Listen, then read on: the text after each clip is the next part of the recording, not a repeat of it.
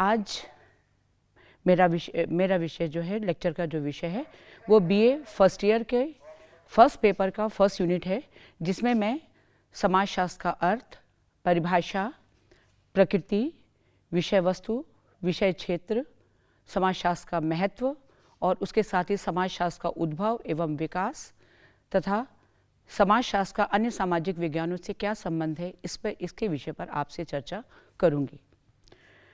बच्चों, समाजशास्त्र एक बहुत लोकप्रिय विषय के रूप में उभरता चला जा रहा है, चाहे वो प्रशासनिक सेवाएं हैं या महाविद्यालय या अन्य किसी सेवाओं में या एनजीओ खोलना है। समाजशास्त्र एक पॉपुलर विषय के रूप में आज हमारे बीच में उभर रहा है। मैं उसी समाजशास्त्र का जन्म कैसे हुआ, उसका विकास कैसे हुआ, इसके बारे में मैं आपसे चर्चा करूंगी। समाजशास्त्र के जन्म की कहानी शुरू होती है फ्रेंच रिवॉल्यूशन और इंडस्ट्रियल रिवॉल्यूशन से। सन 1838 में अगस्त कॉम्टे ने 1838 में अगस्त कॉम्टे ने समाजशास्त्र विषय को एक विज्ञान के रूप में प्रतिष्ठित किया था। इसके पीछे अगस्त कॉम्टे का सामाजिक परिदृश्य था, सामाजिक पृष्ठभूमि थी, जिसके कारण उनके बाल मन पर समाज का वैज्ञानिक चिंतन करने के विचार आया। जब अगस्त कॉम्टे सिर्फ 12 वर्ष के थे तो अपने स्कूल के एक लेख में उन्होंने सामाजिक पुनः निर्माण की योजना विषय पर एक लेख लिखा था, क्योंकि 1789 में फ्रेंच रेवोल्यूशन हो चुकी थी और 1798 में अगस्त कॉम्टे का जन्म फ्रांस में हुआ था। तो उनके बाल मन पर एक क्रांति के बाद जो समाज में उथल पुथल होती है, उसका असर उनके बाल मन पर पड़ा था और उसी का प्रमाण था समाज के पुनः निर्माण की योजना निबंध, जो उन्होंने सिर्फ 12 वर्ष की आयु में एक बालक ने लिख दिया था।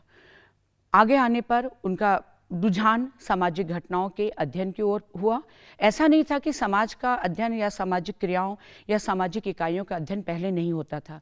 जितने भी धार्मिक ग्रंथ थे, सभी धार्मिक ग्रंथों में समाज का, सामाजिक परिवार का, संस्थाओं का, समूहों का, संबंधों का उल्लेख होता था, लेकिन वो सारा का सारा वर्णन धार्मिक परिप्रेक्ष्य से किया हुआ होता था। और इसी का दुष्परिणाम, बहुत बड़ा दुष्परिणाम हमें फ्रांसीसी क्रांति के रूप में देखने को मिला था। तो अगस्त कॉम्टे ने शुरू से ये सोचा था कि मैं अब एक ऐसे विज्ञान की स्थापना करूंगा जो समाज का वैज्ञानिक दृष्टि से अध्ययन करे, और उन्होंने पहले इसे सोशल फिजिक्स नाम दिया। फिर उन्हें लगा कि भौतिक शास्त्र के नियम तो स्थायी होते हैं, तो उसके बाद उन्होंने इसे समाजशास्त्र नाम सन 1838 में दिया। और इसी कारण अगस्त कॉम्टे को फादर ऑफ सोशियोलॉजी भी कहा जाता है।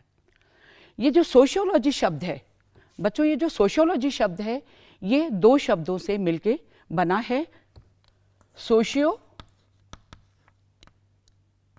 Plus LOGY logy. सोशियो की उत्पत्ति लैटिन भाषा के सोशियस से हुई और LOGY लॉजी की जो उत्पत्ति हुई है वो ग्रीक लैंग्वेज के लोगास से हुई। लैटिन के सोशियस से सोशियो और ग्रीक के लोगास से लॉजी। सोशियस का अर्थ होता है सोसाइटी या समाज, सोसाइटी या समाज, और लोगास का अर्थ होता है साइंस, साइंस या विज्ञान। तो अगर हम शाब्दिक अर्थ देखें तो क्या क्लियर होता है कि sociology is the science of society. अगर इन दोनों को हम क्लब करें, इन दोनों शब्दों को अगर हम क्लब करें तो क्या अर्थ निकलता है? Sociology is the science of society, यानी समाजशास्त्र समाज का विज्ञान है। ये दो शब्दों से मिलकर बना समाज का विज्ञान। अब हमको यहाँ क्लियर करना होगा कि समाज का विज्ञान से क्या तात्पर्य है। और ये चूंकि ये लैटिन और ग्रीक दो लैंग्वेज से मिलकर बना था, तो रॉबर्ट बीरेस्टीड ने इसे दो भाषाओं की अवैध संतान कहा था, जॉन स्टुअर्ट मिल ने इसे एथनोलॉजी नाम दिया, लेकिन हर्बर्ट स्पेंसर ने कहा कि हम शब्द की व्युत्पत्ति की वैधता पर नहीं जाएं, बल्कि इसकी जो सामान्य अवधारणा जो इससे क्लियर हो रही है और जो इसकी उपादेयता है, लोकप्रियता है शब्द की, उस पे जाएं। तो अंत में सोशियोलॉजी नाम जो था ये सर्वमान्य कर दिया गया। अब हम आते हैं कि इसकी मीनिंग क्या है। अब हम मीनिंग पे आते हैं। सबसे पहले हम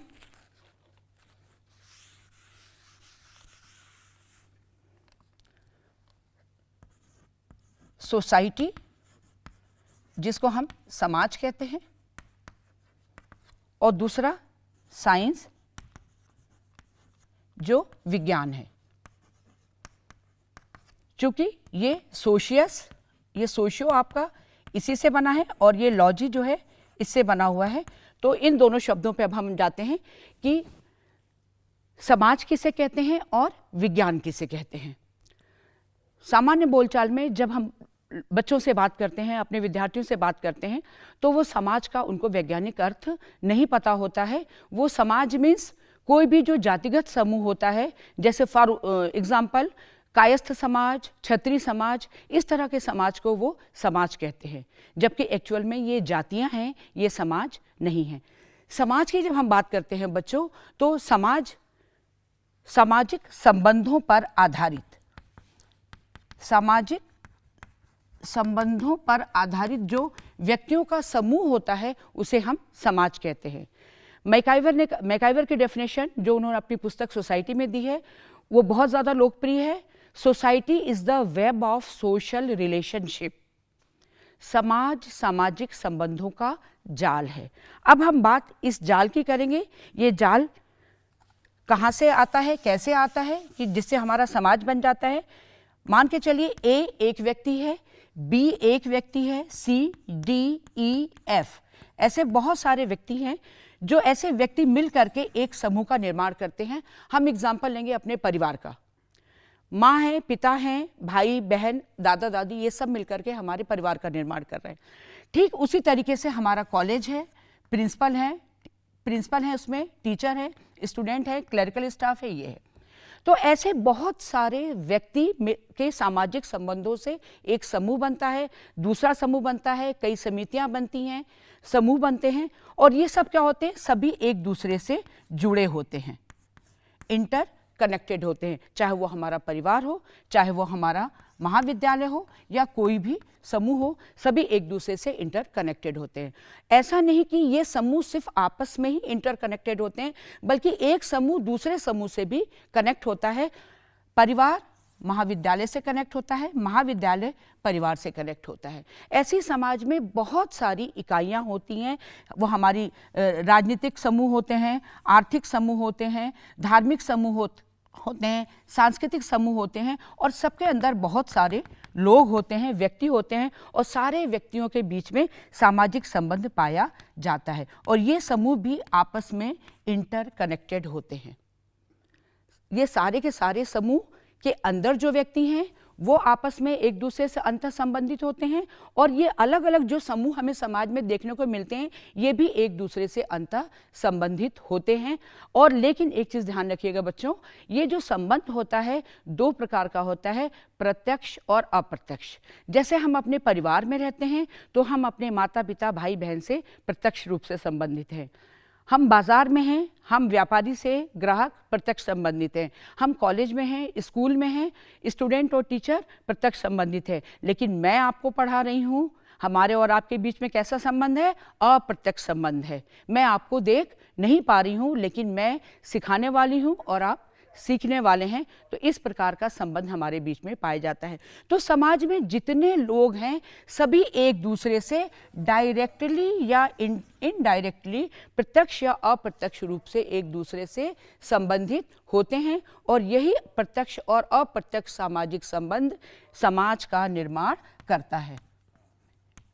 इसी को मैकाइवर कहता है कि society is the web of social relationship.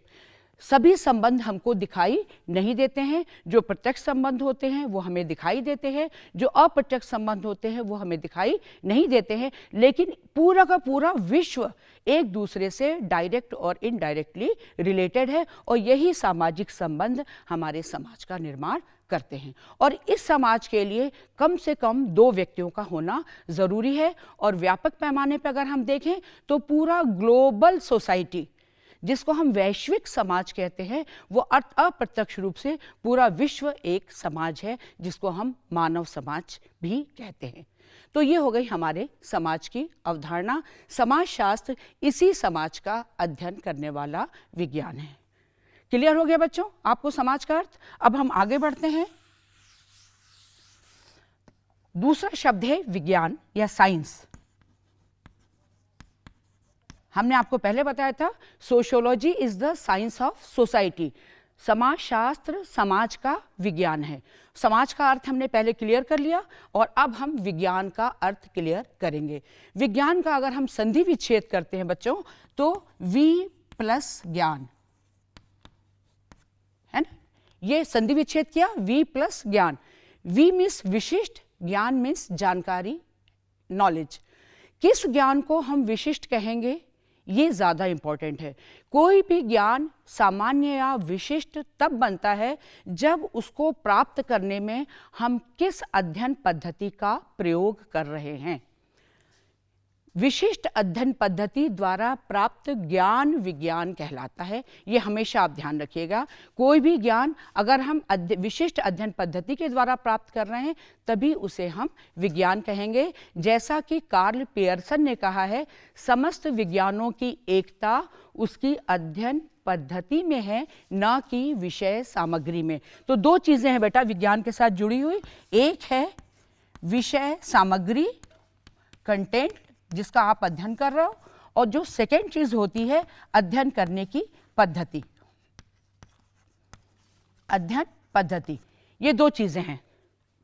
विषय हमारा कुछ भी हो, विषय हमारा मैं पढ़ा क्यों रही हूं, ये लाइट जल क्यों रही है, पत्ते हरे क्यों हैं, या कोई बच्चा अपराधी क्यों बन जाता है, विषय हमारा कुछ भी हो, अगर हम अपना अध्ययन वैज्ञानिक विधि से करते हैं तब उस ज्ञान को हम विज्ञान कहेंगे।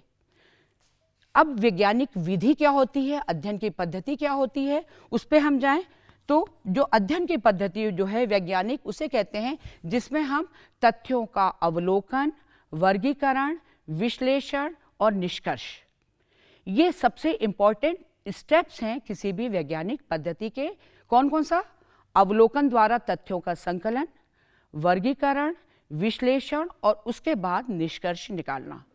अगर हमने इन चरणों का प्रयोग किया, यानी हमने वैज्ञानिक अध्ययन पद्धति का प्रयोग किया, और इस तरह से जो भी ज्ञान प्राप्त होगा, भले ही वो पेड़ पत्ते हरे क्यों हैं या कोई बच्चा अपराधी क्यों बनता है, कोई भी हमारी विषय सामग्री हो, मैं पढ़ा क्यों रही हूँ, अगर हमने अपने अध्ययन में वैज्ञानिक चरणों का प्रयोग किया है, तब वो जो निष्कर्ष निकलेगा, जो ज्ञान निकलेगा, वो ज्ञान जो है वो क्या कहलाएगा?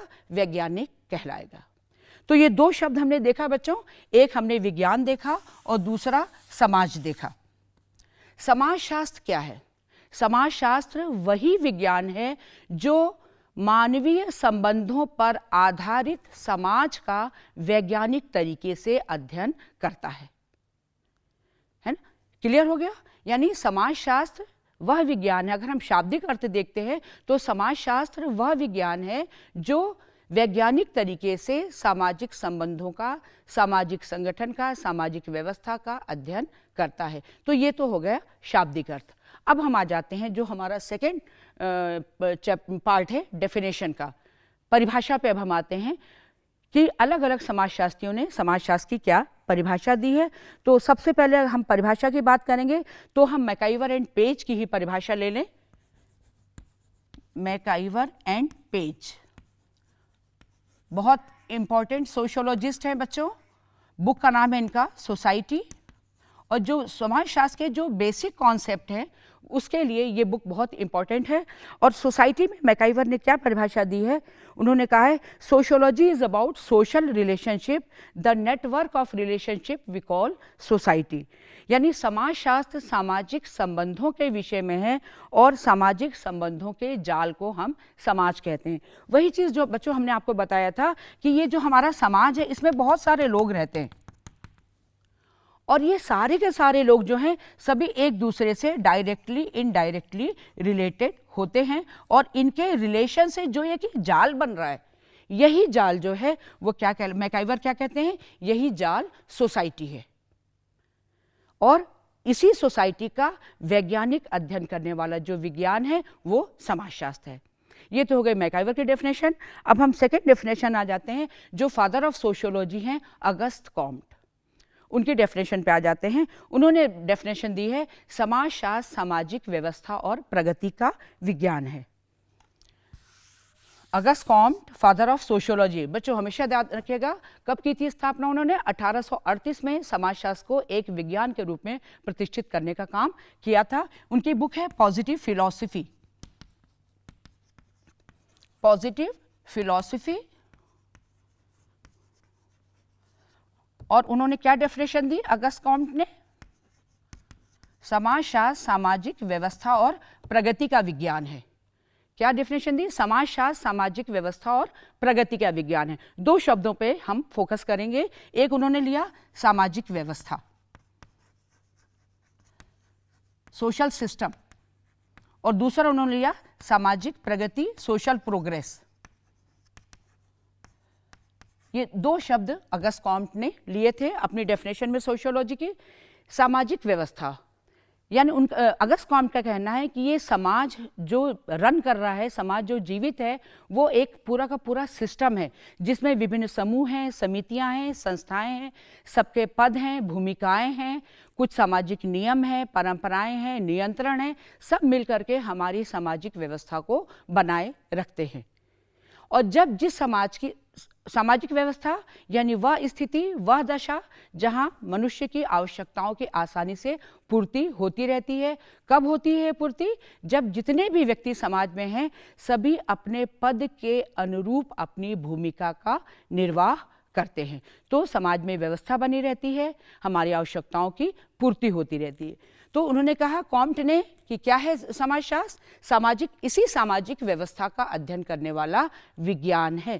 सेकंड उन्होंने कहा सामाजिक प्रगति, जिस समाज में व्यवस्था बनती है उस समाज में प्रगति अपने आप होती है। प्रगति को उन्होंने 3 पार्ट्स में डिवाइड किया है, भौतिक प्रगति, बौद्धिक प्रगति और नैतिक प्रगति। उन्होंने कहा ये भौतिक, बौद्धिक और नैतिक प्रगति किसी भी समाज की कब होती है, जिस समाज में व्यवस्था होती है। व्यवस्था कब बनती है, सिस्टम, सोशल सिस्टम कब रन करता है, जब जितने भी व्यक्ति हैं अपने परिस्थिति के अनुसार अपनी भूमिका का निर्वाह करते हैं, जितनी भी सामाजिक प्रणालियां अपना काम करती रहती हैं तो सामाजिक व्यवस्था बनी रहती है। तो कॉम्ट का कहना था कि समाजशास्त्र वही विज्ञान है जो सामाजिक व्यवस्था और प्रगति का वैज्ञानिक अध्ययन करता है। उसके बाद थर्ड डेफिनेशन हम लेंगे बच्चों किंग्सले डेविस की, और उन्होंने कहा है समाजशास्त्र मानव समाज का अध्ययन है।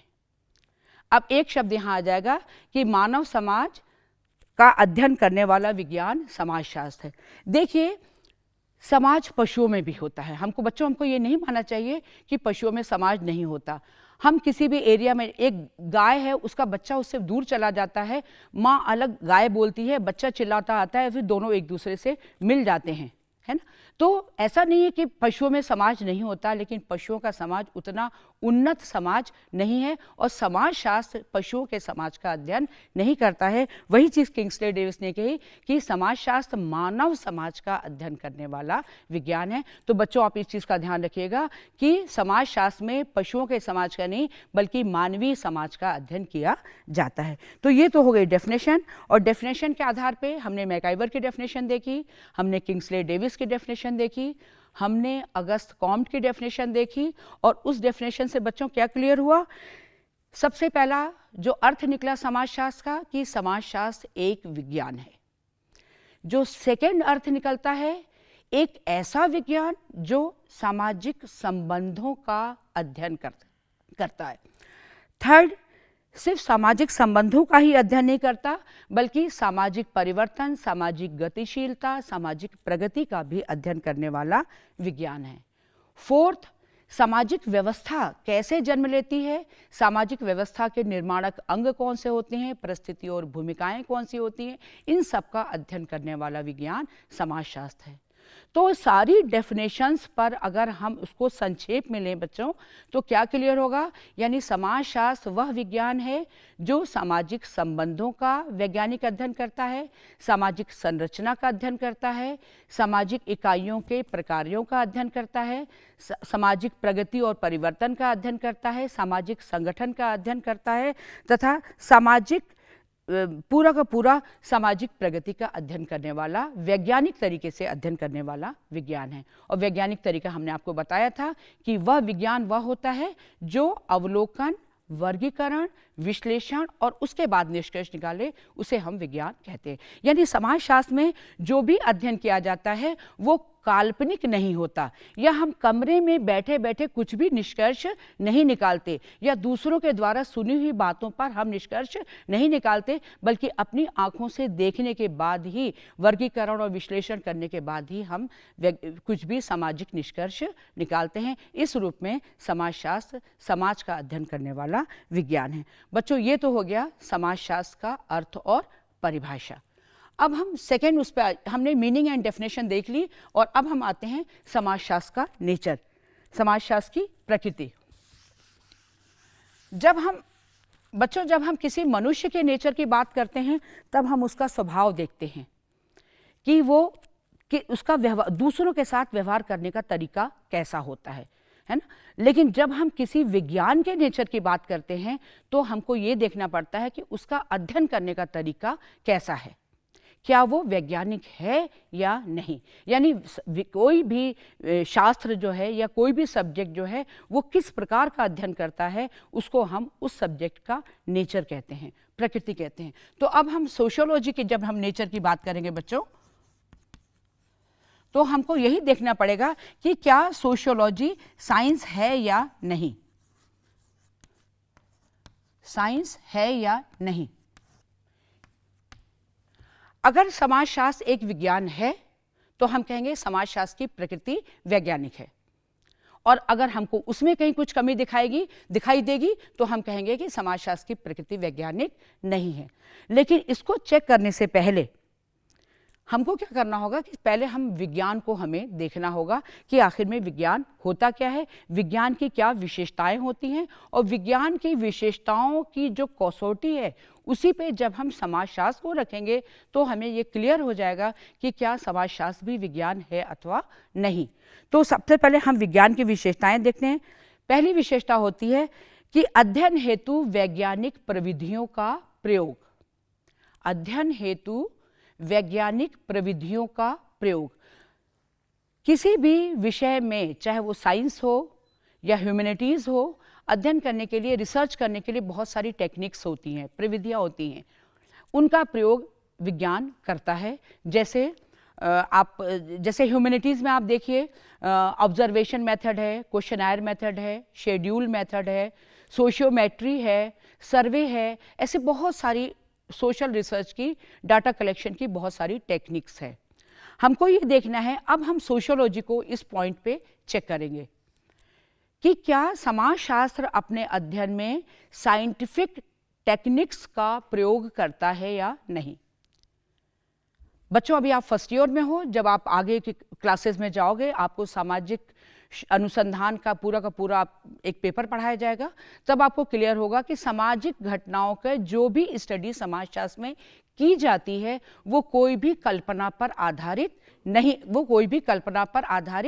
नहीं होता है, बल्कि जो भी विचारक हैं, शोधार्थी हैं, वो बहुत सारी वैज्ञानिक प्रविधियों का प्रयोग करके ही सामाजिक घटनाओं को, सामाजिक तथ्यों को संकलित करते हैं। जैसे समाजशास्त्र की जो सबसे पॉपुलर टेक्निक्स है वो है ऑब्जर्वेशन टेक्निक, अवलोकन पद्धति जिसे हम कहते हैं, प्रश्नावली विधि जिसे हम क्वेश्चनायर मेथड, शेड्यूल टेक्निक, अनुसूची प्रविधि, सोशल सर्वे मेथड, सामाजिक सर्वेक्षण विधि, सोशियोमेट्री टेक्निक, समाज मिति पद्धति, बहुत सारी टेक्निक्स हैं जिसके द्वारा समाजशास्त्र सामाजिक तथ्यों को वैज्ञानिक तरीके से संकलित करता है। ये किसी लैब में, किसी कमरे में या कहीं बैठ करके, लाइब्रेरी में बैठ करके डेटा को इस पे के आधार पर निष्कर्ष नहीं निकालता है।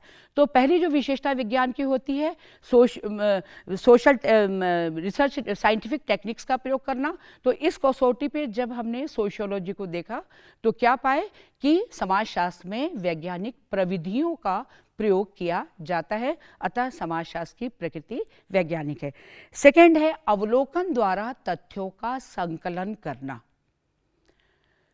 जो भी अवलोकन मीन्स ऑब्जर्वेशन, अपनी आंखों से देखना, अपनी नेत्रेंद्रियों का प्रयोग करके तथ्यों को, सूचनाओं को, डेटा को कलेक्ट करना। कोई भी सामाजिक घटना, चाहे वो भिक्षावृत्ति हो, चाहे वो गंदी बस्ती हो, चाहे वो आत्महत्या हो, या कोई सी भी सामाजिक घटना, जो भी शोधार्थी होता है वो पहले उस घटना स्थल पर जाता है, अपनी आँखों से चीज़ों को देखता है, सूचनाओं को इकट्ठा करता है, उसके बाद वो आगे कोई काम करता है।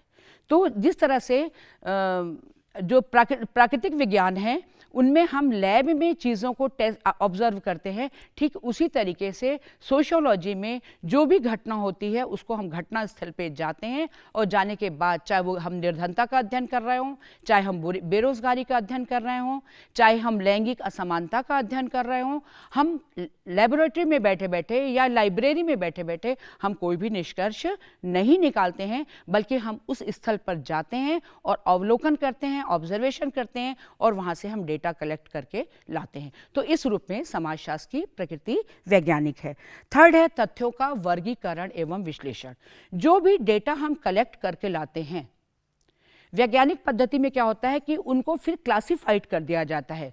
उनके गुणों के आधार पर, उनकी विशेषताओं के आधार पर जो भी तथ्य हमने अवलोकन द्वारा इकट्ठा किए हैं, उन सारे के सारे डेटास को, तथ्यों को हम अलग अलग वर्गों में डिवाइड कर देते हैं, उसको वर्गीकृत कर देते हैं। इससे क्या होता है कि एनालिसिस करने में हमें आसानी होती है।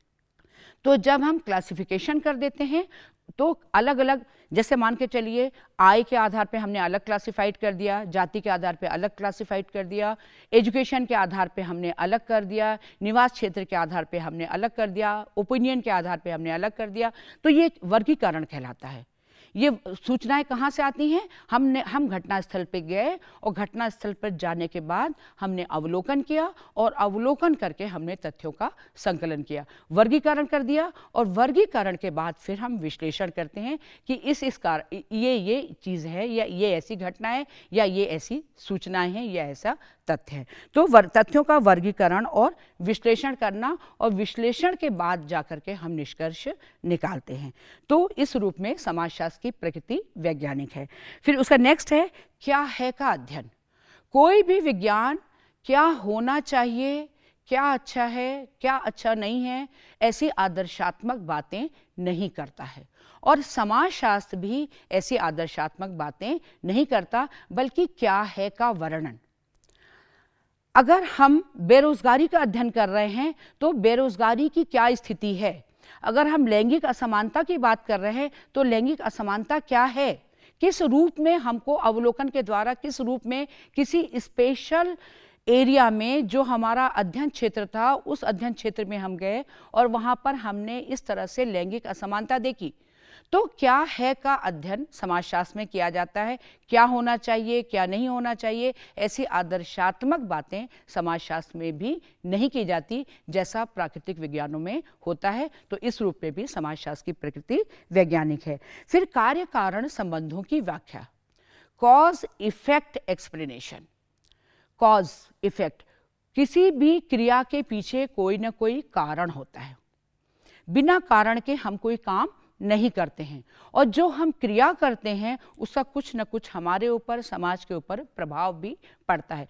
तो समाजशास्त्र में किसी भी घटना का अगर हम अध्ययन कर रहे हैं, चाहे वो बाल अपराध हो, चाहे वो महिलाओं के विरुद्ध अपराध हो, चाहे वो आत्महत्या हो, चाहे वो निर्धनता हो, चाहे वो भिक्षावृत्ति हो, या छात्र असंतोष हो, पारिवारिक विघटन हो, दहेज हो, घरेलू हिंसा हो, कोई भी विषय है, अगर हम क्या है का अध्ययन कर रहे हैं तो उसके साथ साथ कारणों का भी अध्ययन समाजशास्त्र में किया जाता है कि अगर घरेलू हिंसा हो रही है तो उसके पीछे कारण क्या है, ये भी हम अवलोकन करते हैं। अगर निर्धनता है तो उसके पीछे कारण क्या है, अगर आत्महत्या हो रही है तो उसके पीछे कारण क्या है। तो जिस तरह से विज्ञान हर क्रिया के कारण को ढूंढता है, कार्य कारण संबंधों की व्याख्या करता है, ठीक उसी प्रकार से समाजशास्त्र में भी कार्य कारण संबंधों की व्याख्या की जाती है। सिर्फ ऐसा नहीं कि कोई भी चीज़ क्या है उसको हमने एज इट इज़ पेश कर दिया, बल्कि कोई भी क्रिया अगर हो रही है तो उसके पीछे कारण क्या है, वो कारण भी हम समाज के सामने लाते हैं। तो ये हो गया कार्य कारण संबंधों की व्याख्या करना। फिर है उसके बाद नियमों का निर्माण एवं पुनः परीक्षण। नियमों का निर्माण एवं पुनः परीक्षण, जिस तरह से प्राकृतिक विज्ञान नियम या सिद्धांतों की व्याख्या करते हैं, उसी तरीके से समाजशास्त्र में भी नियमों का निर्माण किया जाता है।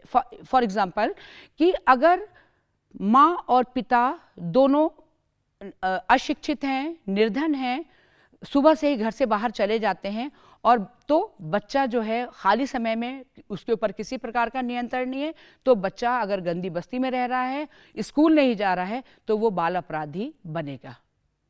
तो इस तरह के नियम, जैसे ऊपर से हमने कोई सामान गिराया तो पृथ्वी की गुरुत्वाकर्षण शक्ति के कारण चीज़ नीचे गिरी, ठीक उसी प्रकार से ये जिस तरह से प्राकृतिक विज्ञानों का ये गुरुत्वाकर्षण का नियम है, ठीक उसी तरीके से समाजशास्त्र के भी नियम बनते हैं कि माता पिता का अगर बच्चों पे नियंत्रण नहीं है, माता पिता अगर बच्चों पे ध्यान नहीं दे रहे हैं, तो बच्चा अपराधी बनता है। नेक्स्ट है भविष्यवाणी करने की क्षमता। प्राकृतिक विज्ञान भविष्यवाणी करते हैं, ठीक उसी तरीके से अभी हमने बताया कि अगर हम नियम बनाते हैं तो उन्हीं नियमों के आधार पर हम भविष्यवाणी भी करते हैं। जैसे जिस समाज में जितनी ज़्यादा एनोमी होगी, जिस समाज में जितना ज़्यादा विचलन होगा, उस समाज में आत्महत्या की दर उतनी अधिक होगी। तो इस तरह की भविष्यवाणी करने की क्षमता समाजशास्त्र के पास है।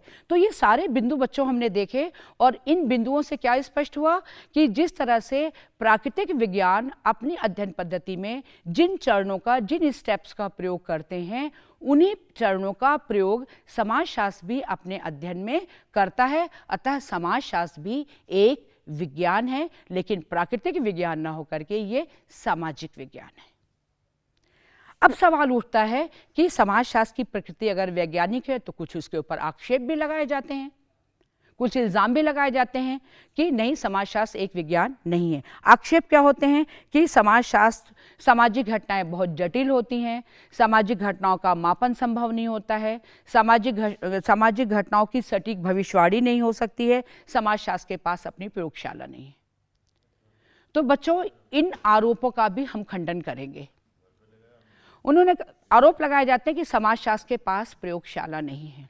हमने आपको कहा, पहले ही बताया कि जो भी सामाजिक घटना जहां घटित होती है, उस घटना स्थल पर शोधार्थी या जो भी सामाजिक घटना का अध्ययन करता है, वो उस घटना स्थल पर जाता है और अपने अवलोकन के द्वारा, अपनी आंखों से देख के तथ्यों का संकलन करता है। यानी पूरी की पूरी समाजशास्त्र की प्रयोगशाला है। अतः ये कहना कि समाजशास्त्र के पास प्रयोगशाला नहीं है तो समाजशास्त्र विज्ञान नहीं है, ये गलत है।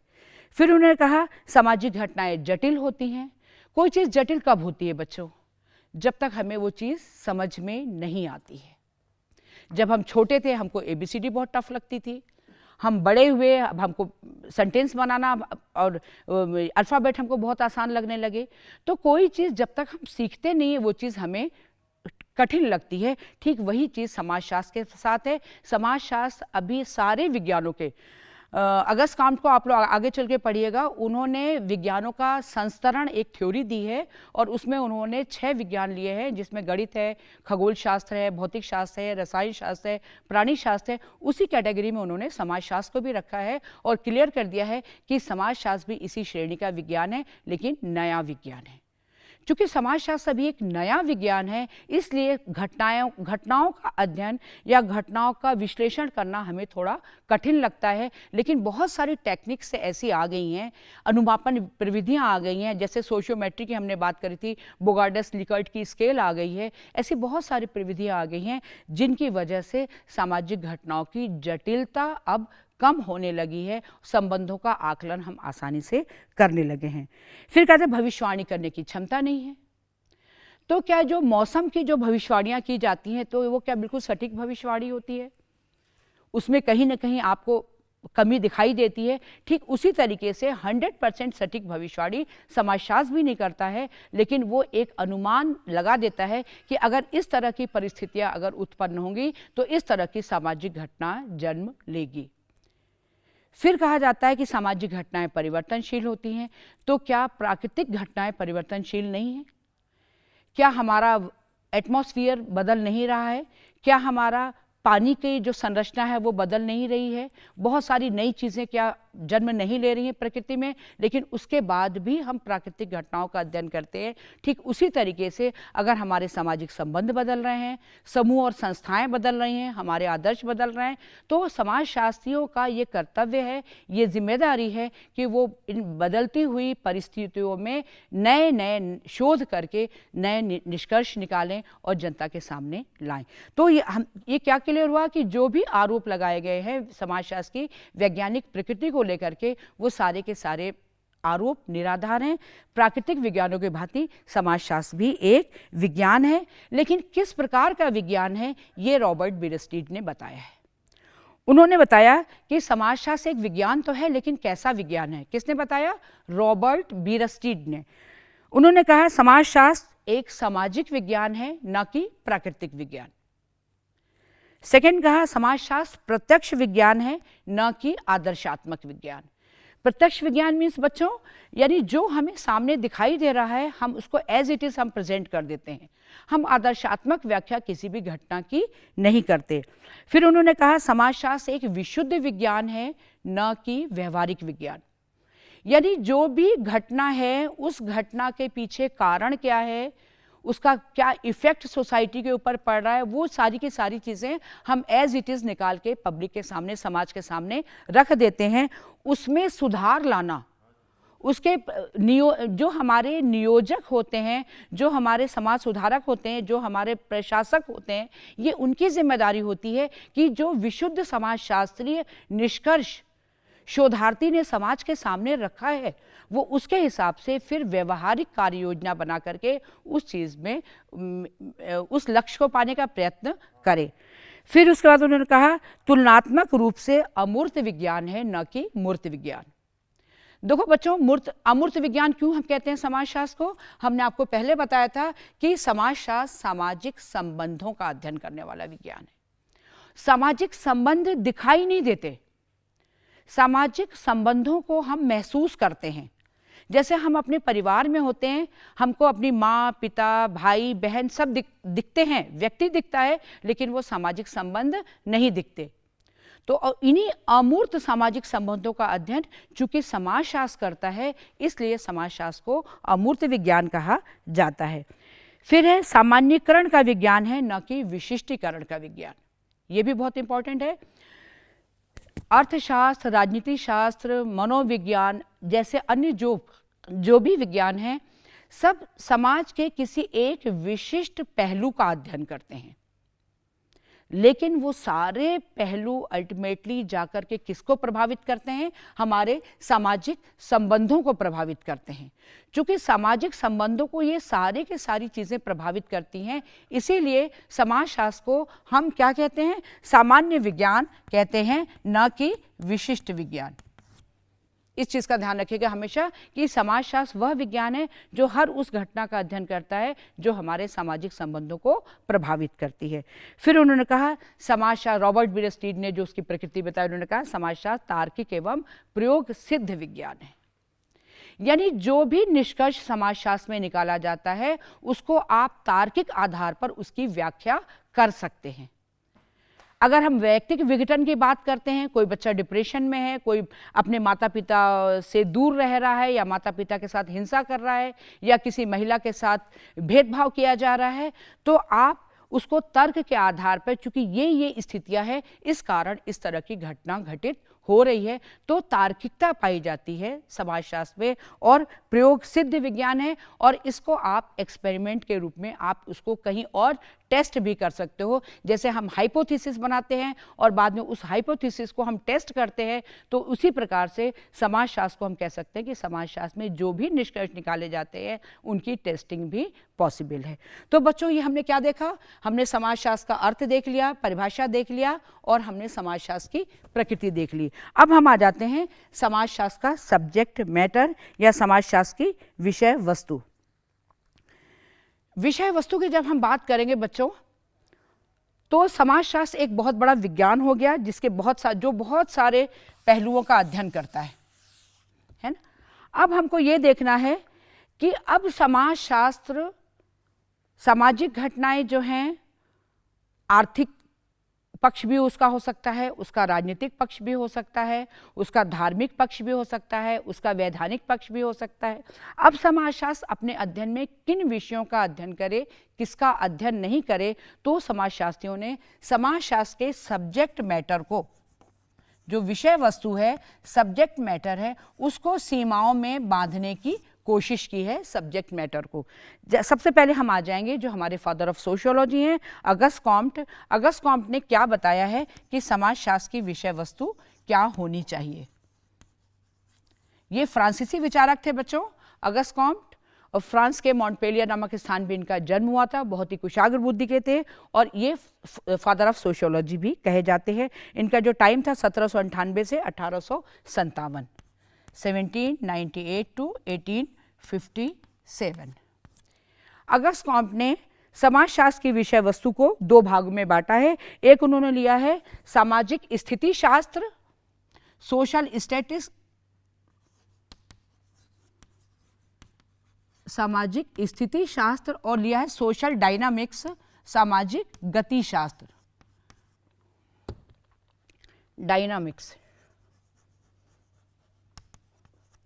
दो भागों में अगस्ट कॉम्ट ने समाजशास्त्र की विषय वस्तु को बांटा है। एक उन्होंने लिया सोशल स्टैटिक्स और दूसरा लिया उन्होंने सोशल डायनामिक्स। सामाजिक स्थिति शास्त्र में उन्होंने क्या कहा कि स्थिति, स्थिरता या स्थैतिकी, ये तीनों चीजें आएंगी। यानी जो हमारा समाज है उसकी जितनी भी निर्माणक इकाइयां हैं, समाज में उनका स्थान क्या है ना। हम समाज में जितनी भी निर्माणक इकाइयां हैं उनका स्थान क्या है। ये आपका फैमिली परिवार है, ये आपका स्कूल है, ये आपका कॉलेज है, ये बाजार है, ये कलेक्ट्रेट है, ये आपकी कोई मनोरंजनात्मक व्यवस्थाएं हैं, ये आपके धार्मिक स्थल है। ऐसे बहुत सारी इकाइयां हैं हमारे समाज में।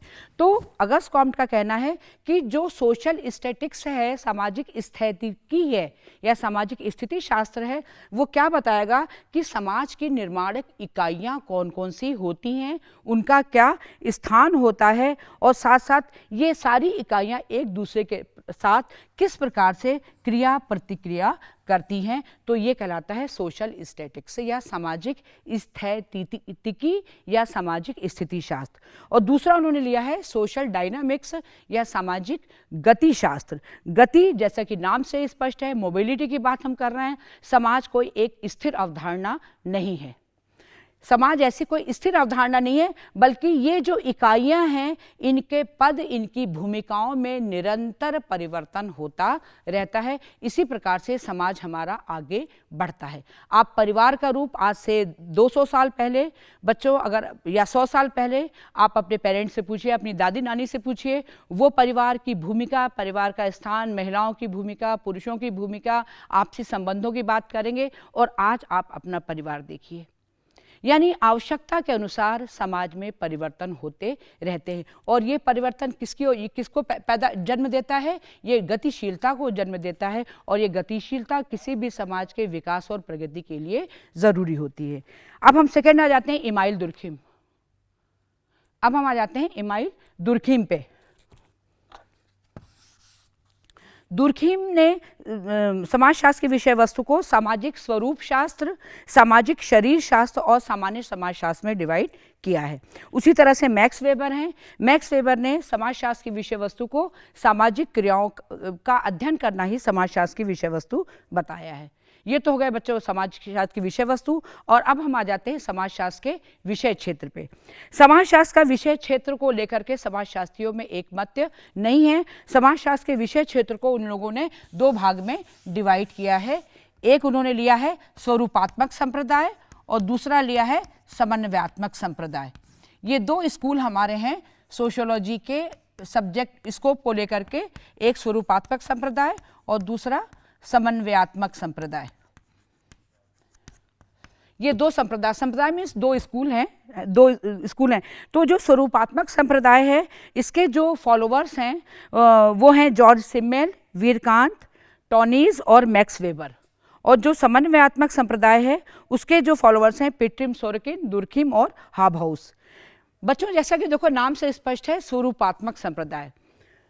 स्वरूपात्मक संप्रदाय के जो मेन समर्थक हैं जॉर्ज सिमेल, उनका कहना है कि स्वरूप और अंतर्वस्तु दो अलग अलग चीज़ें हुआ करती हैं। समाजशास्त्र को सामाजिक संबंधों के स्वरूप का अध्ययन करना चाहिए। जैसे कि देखिए ये हमारे पास जैसे हमारे पास ये प्लास्टिक है, तो प्लास्टिक जो है ये इस प्लास्टिक से पेन भी बनती है, टेबल भी बनता है, बॉल भी बनती है, बहुत सारी चीज़ें बनती हैं। तो ये हो गई प्लास्टिक अंतर्वस्तु हो गई और स्वरूप टेबल, चेयर, डोर, ये बहुत सारी चीज़ें। तो अंतर्वस्तु और स्वरूप दो अलग अलग चीज़ें होती हैं। स्वरूपात्मक संप्रदाय के समर्थकों का कहना है कि समाजशास्त्र को सामाजिक संबंधों के स्वरूपों का अध्ययन करना चाहिए। जैसे सहयोग का अध्ययन करें। सहयोग राजनीतिक दलों में भी होता है, धार्मिक प्रक्रियाओं में भी होता है, आर्थिक प्रक्रियाओं में। ये अध्ययन जो है अन्य विज्ञान करेंगे। दूसरा समन्वयात्मक संप्रदाय है जो कहता है कि समाजशास्त्र एक सामान्य विज्ञान, विशिष्ट विज्ञान न करके समाजशास्त्र को एक सामान्य विज्ञान होना चाहिए जो हर उस घटना का अध्ययन करे जो हमारे सामाजिक संबंधों को प्रभावित करती है। तो ये हो गया आपका बच्चों स्वरूपात्मक संप्रदाय और समन्वयात्मक संप्रदाय। और अब हम नेक्स्ट जो है अभी यहीं पे हम विराम लेते हैं। और आपका सबका बहुत धन्यवाद कि आपने हमारी बातें सुनी। और नेक्स्ट उसमें हम आपको अब समाजशास्त्र का विकास और समाजशास्त्र का अन्य विज्ञानों से संबंध के बारे में चर्चा करेंगे। धन्यवाद।